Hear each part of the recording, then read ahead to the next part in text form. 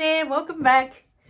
So in this video I wanted to talk about what it means to be spiritual. What does it mean to you, the words to be spiritual? Please, I would love to know in the comments, what does it mean to you? To you listening right now, if I ask you, what does it mean to be spiritual? What are you imagining in your head?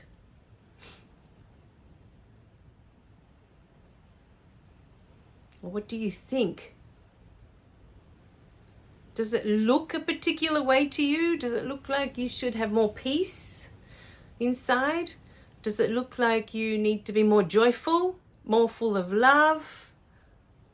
What does it look like? What does it mean to you when you think that you want to be more spiritual, or you wish you were more spiritual, how to be more spiritual, all of these things? What does it mean? Because to be honest, we are spirit having a human experience. We are spirit. And to me, everything is spiritual and everything is sacred. Every experience you're having, your spirit came here to have that experience. Your soul, if you wish to call it that, or whatever you want to call it, your higher self, it wanted to have all these beautiful experiences. Everything is sacred. Everything is spiritual. But to me, the spiritual awakening was becoming aware of that spirit. Becoming aware that this spirit exists. Because for me, before the spiritual awakening, what I call the spiritual awakening for me, it was all humanness. There was nothing else. To me, it was just being human, and that was it. Going through all the human experiences, all the rejection, all the suffering, all the pain, all the fear, all the anger, and all the joy and all the love and all the other stuff that comes as well. But for me, most of it throughout my adult life, I would say tipped more towards the other side, more towards the side of suffering and pain and guilt and shame and all of those things. My balance tipped that way, towards the pain side. Because to me, being human was all there was until my awakening. That was it. I was just functioning from my ego the whole time, from my separate I. That's all I knew. And then one day I just realized that there's a constant. Your spirit is the constant. The human is what keeps changing. The human, the experiences, everything in this world is what keeps changing. But the moment you realize there is something there that does not change, it's unwavering. It never changes, and it's constantly observing. The moment you notice that observer, the one observing your thoughts, the one observing your feelings, the one that never changes, there's always a constant there. That is your spirit.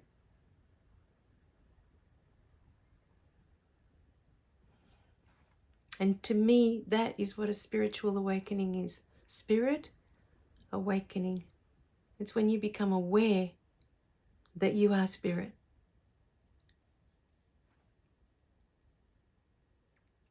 And that you've come here to have this exquisite human experience that you can't have anywhere else.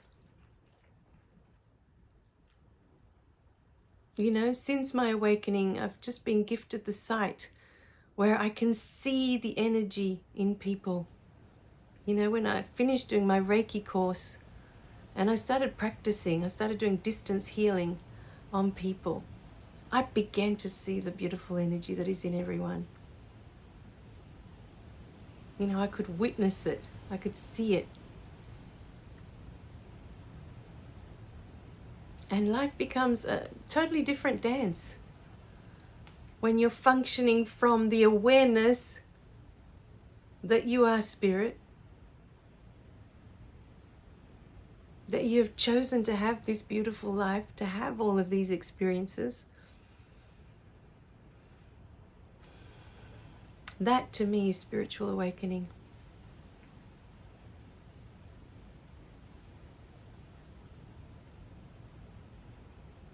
And to be honest, to find peace, you could be sitting in the middle of a stadium, a soccer stadium with all the fans screaming, or a rock concert with all the fans singing.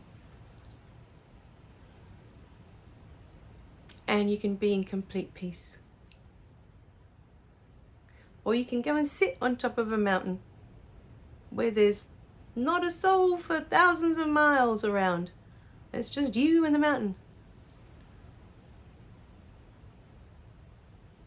But if your mind is in complete chaos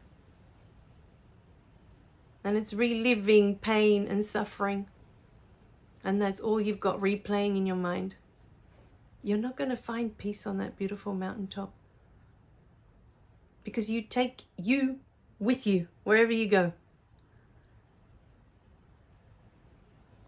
And it was the most profound moment for me, understanding that it didn't matter if I was surrounded by millions of people. I could be at peace. And that wouldn't affect me. All the noise around me won't affect me. It's the same with love. When you love yourself completely, you love all of it. All of it. Every single thing about yourself. People can come and go. If they love you, they love you. If they don't, they don't. But there's a deeper awareness that it's all love anyway. And when you can love yourself completely is when you allow others to love you.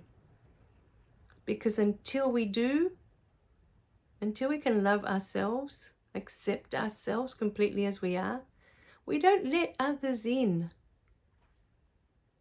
You know, for some, we're ashamed that they'll know things about us. And if they know these things, then surely they'll walk away. No one can love that about us.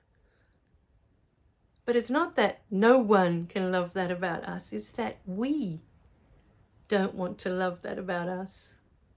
And the moment that you accept that you are the most amazing thing on this planet, all the experiences you've had have brought you here and have made you who you are today.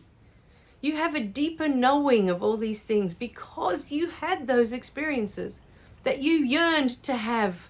There was no way you could know what that was like until you went through those experiences. And you went through all that, and you are here now.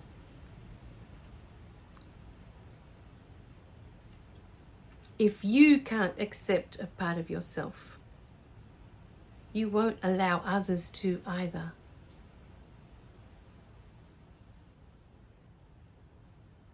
It starts with you. The peace starts with you. It starts up here. The love starts with you, and it starts in here. You need to love all of you first. The joy, the happiness, it starts with you. Nobody can know exactly what's in your heart, what you want, what you truly desire in your heart. Only you can know that. Only you can give that to yourself. Your soul had a desire to come here. Only you can know what that is. And to fulfill that desire, to reach that place of joy, that, oh, that's what it feels like. That's what it's like to do that, to be that, to go through that. And then be in complete bliss at the end of it. Because I completed that. experience. I know what that feels like. It has made me more whole, more full of love, more expansive, more spacious, more vast than I was before. And we're talking about your beautiful spirit, your energy.